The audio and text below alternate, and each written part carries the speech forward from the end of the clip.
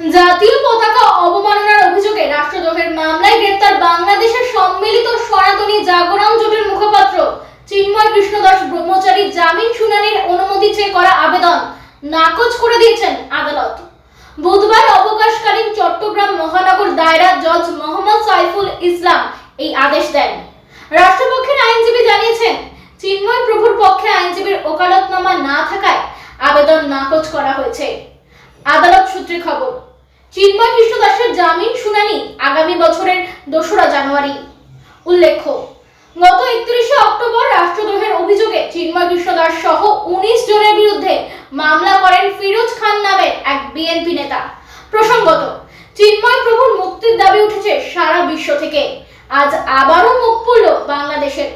এরকমই নানান আপডেট জানতে নজর রাখুন আরবি নিউজের পর্দায়। লাইক, শেয়ার, সাবস্ক্রাইব করতে ভুলবেন না।